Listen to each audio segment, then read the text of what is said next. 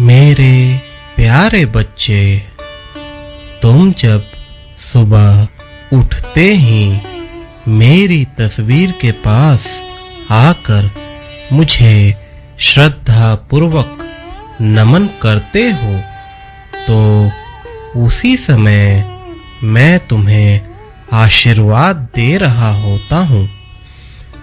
जब तुम मुझे श्रद्धा पूर्वक नैवेद्य अर्पण करते हो, उसी समय मैं ग्रहण कर तुम्हें भी अपने हाथों से खिलाया करता हूँ। मेरे बच्चे, तुम महसूस करके देखो, तुम्हें प्रत्यक्ष रूप से एहसास होगा। जब तुम घर से अपने कार्य के लिए निकलते हो और मुझसे प्रार्थना करते हो, बाबा दिन भर मेरे साथ रहना। फिर जैसे ही घर से निकलते हो, मैं तुम्हारे आगे आगे तुम्हारा रक्षा कवच बनकर चलता हूँ। तुमने जरूर यह महसूस किया होगा कि मैं किसी ना किसी रूप में तुम्हें मिलता हूँ। मेरे स्वरूप का या मेरे नाम का तुम हर पल दर्शन पाते हो। मेरे प्यारे बच्चे, मैं हर पल तुम्हारे साथ ही रहता हूँ। अपने अंतर मन को जागृत कर मुझे महसूस करो। जब तुम शाम को घर आकर सबसे पहले मेरे पास आते हो, मुझे शुक्रिया कहते हो, तो मैं तुम्हें कहता हूँ, शुक्रिया किस बात की मेरे बच्चे? तुम तो मेरे हो, मैं तुम्हारा पिता हूँ। पिता और संतान में शुक्रिया नहीं, अपनापन होता है मेरे बच्चे। मैं जीवन के हर क्षण को अपने भक्तों के साथ ही और उनके हितार्थ ही गुजारता हूँ। मैंने प्रकृति की सारी शक्तियाँ अपने बच्चों की रक्षा और भलाई में लगा दी है। मैं तुम बच्चों से सिर्फ भाव मांगता हूँ मेरे बच्चे, और मुझे किसी भी चीज की चाहत नहीं।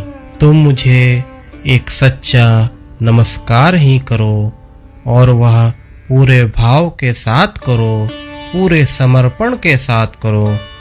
बस मेरे लिए इतना ही काफी है।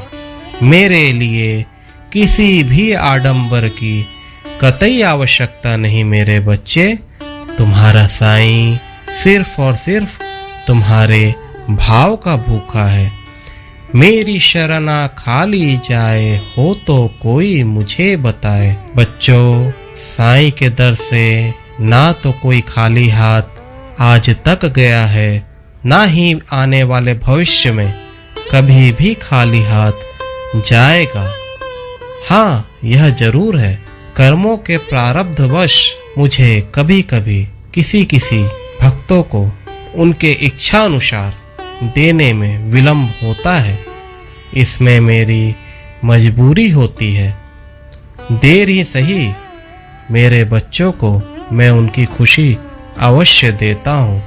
मेरे बच्चे, तुम श्रद्धा को निष्ठा पूर्वक पकड़ कर रखो, अंतर मन को जागृत करो। मेरे बच्चे, श्रद्धा और सबूरी से काम लो, कभी भी विचलित ना होना।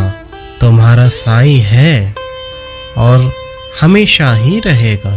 तुम्हें कभी कभी ऐसा भी लगता है, अरे बाबा मेरी नहीं सुन रहे, बाबा मुझे नहीं देख रहे। क्या बाबा मुझे देख रहे हैं? क्या बाबा मेरी बातें सुन रहे हैं?